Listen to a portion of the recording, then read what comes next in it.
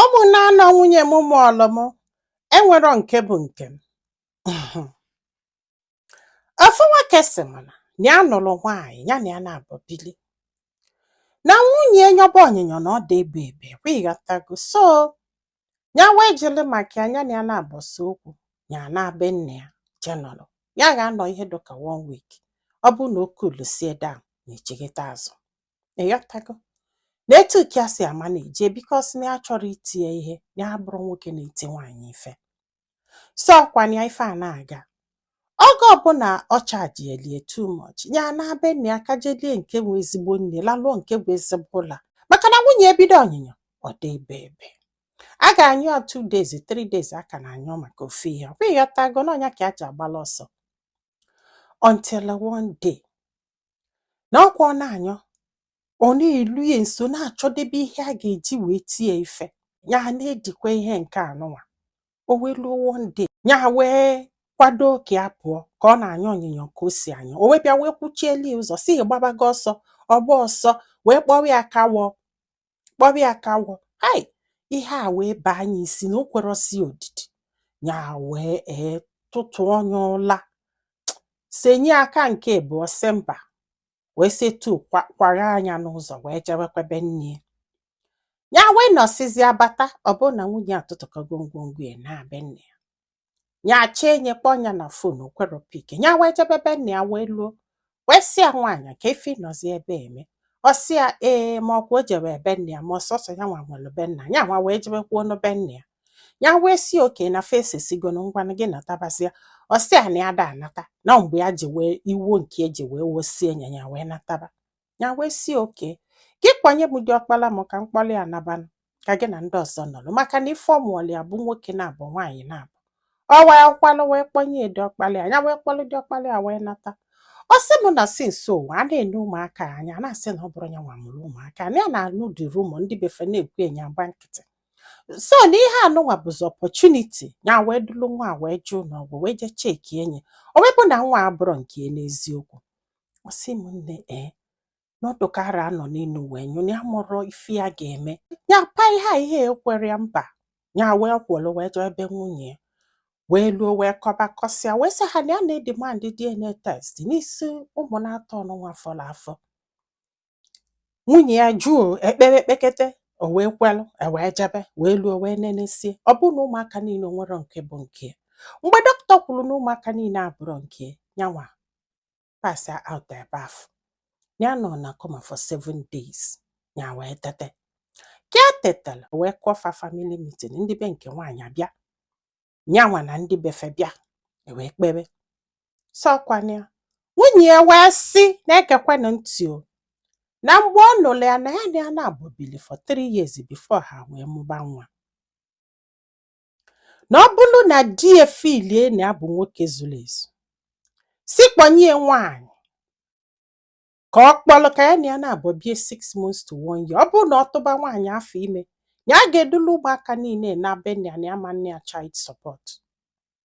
Mana ọ bụrụ na ọ tụwara nwaanyị afọ ime unu bụ ụmụnna na ngada unu ka ọ dozi. Na ihe a ka nwaanyị a kwuru. Ọ sị m nne ihe a gbujikosie nye aka n'ụkwụ. In fact na ọ dị aka na meghe ka ya mee gịnị ka ya baa. Si ihe a fie n'anya ka fere m na ya gbara m ya nọ n'ụwa ka ya nọ na. In fact ọ sị m nne ya mara ebe ya nọ. Ya si etu na-ene nwaanyị a ka tozo. Asị ya nwoke ma o nwere ihe ọ chọrọ ikwu. Ọ sị m na ọnụ kuchilie that na enwere ike ikwu okwu. Na enwere ike ikwu okwu ndị mmadụ na-enezi enye setu nọlụ ka onye arụ adụrọ. Mama m ya na-afị ya akacha onye na-akụ ya akacha ya bakwa na shock again. Akwa ifugo wee dukwele ejekwa n'ọgwụ again. Wee luo onye wee nọsịa wee tete wee sị dọkịta biko gị nenekene m ka ha mara m ya bụ nwoke. Dọkịta wee nene o wee bụrụ n'eziokwu na yanwa na ezuru ezu na nwoke. Na ya nọlị 20%. Dọkịta wee sị ya na percentage ọ nọ na ya. Ọ sị m na 20 mana ọ sị m na ya dọrọ sure na 20 yọtago. Mana percentage na dọkịta sị na enwe ike nyebeli aka ọwa ọkụ ma nọ ịmagolo na ọ ga-abụ miracle. Ọ sị m nne na-ewerige nwanne ya nwaanyị na amami ya ka nọ na-akọlụ m ife anya na-akọlụ m kịta na ya kpatara ego na ya nwoke zuru ezu na nwoke ya tago kama na o nwere ka ya si wee nwaanyị di ya na o nwere ọ sị bụ na mgbe ụfọdụ ndị mmadụ a na-agwa gị jee nene na nwa eyiri gị jee nene na nwa eyiri gị n'ihe a ji wee sị ka ya gwa m kọọlụ m akụkọ bụ na o wee etu ya si afụta m ya wee sị ka ya si n'aka m wee zie ụmụ nwoke ozi ọ sị biko ọ bụrụ na ịbụrụ nwoke mgbe ọbụla a sị gị na ụmụaka eyi ekwene gị na ụmụaka abụrụ nwa gị bifo ije nene ụmụaka mee ha DNA bugodulu ụzọ jee mee onwe gị ka ịdụshọ na izuru ezu na nwoke ọ sị m na ọ bụrụ na ya maalụ na ezuru ezu nwere ihe megidenu ka ya pafụta onwe ya n'iru ndị ọgọ ya n'iru ụmụnne ya wee shie onwe ya rice papa ịghọtago na ọ bụrụ na ya nwere idea na ya ka emeghie so na mgbe ọbụla nke a bụ ozi n'olu ụmụ nwoke ka a na-agwa nwoke ọbụla agwala ya sị ya na nwa abụrụkwanụ nke gị jee nenegodo onwe gị first bifo ịchọba onye ị ga-enene n'ọnya bụ ofu ozi ya chọrọ izu ụmụ nwoke deenụ ka anyị kọntinu kwe ọ sị m ya wee jesie wee bata si m ike kwụlụ ọtọ gwa ya nya ya sị ụmụnna kpọnye nwaanyị ịbịa dugo shọ na ya ezuru ezu mana kedu ife ọdụ unu kịta ka ọnya ma edisi ụmụanụ maka na ihe anụnwa bụ ube atọ n'afọ ya chọọ disi ụmụanụ na ejirezu nwa ya hapụkwana disi ụmụanụ ka ya na ya na-abụ bili na ya gbagolu na ya ga-abụzi ngazi or stew eji were eri rice na kịta ka amaala isi onye bụ onyinyo m ebu n'ibu etu o si agwụ ekwu etu o si amụ ya n'iru ịmagolu n'ụdị na ya bụrụ ọnụ nwoke asị m nne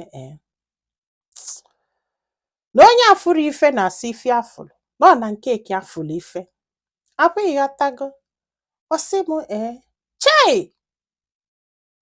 a mistake ya melụ bụ ejeghị nene onwe ya bifo anyị eje nene ụmụaka ya ka ya ji wee na-asị nwoke ọbụla mụlụ ife n'ife melienụ n'ọnya ka ya ji wee wepụta ya na ya chọrọ ka onye ọbụla mali ya mana ya fụtalụ ndị Igbo amaka dịka onye nwere ike ya ga-agwanwe ihe anụnwụzie ndị mmadụ that's why eji wee wetara m ya I am lucky akịta na ya mụrụzi m ya na-afụta ihe a nwunye emere ka ihe ọma ka o melie ka a na-afụta ya ka ya sị na aja ife ka o melie maka na ewosighị iwo that's why ya ji wee nwee ike wee na-akọlụ ndị Igbo amaka ife a na ọ bụ na iwo ka na-ewe na ya ma nkọnwụzie mana kedu ihe a ga-emekwana na ya ga-eji ifele n'ụkwara kama na ihe na-ewute ewu na ụwa niile amagolu na ya bụrụ nwoke maka na e buru ụzọ jee nene onwe ya ọ sị na ebe anọ na-adụ nwa nwelu nne ọdụ ka nwa nwere nne na-anọ wee na-anụ ndụmọdụ ịghọtago na onye maala ife nwelụ ntị ya nụrụ ma ịbụrụ nwoke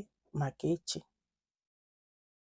ọnwa ife nwere ike ịgwa nwoke anụnwa wee kasie ya obu ma ihe o nwere ike ime ide ya na comment section maka na ọ ga-enyelu this guy aka iji ma ife ọ ga-eme na nwunye dịbụ mgbali gị ka ọ ga-adụzi kịta kedu ife ọdụ unu ka ọnya mee gwa anyị filo na comment section maka na ọ ga-enyelu this guy aka iji ma ife ọ ga-eme manyekwazalụ m aka tụsa ozi a ka olu ndị ọzọ ntị ndị be anyị daalụnụ ka ọ dị n'ụbọchị ọzọ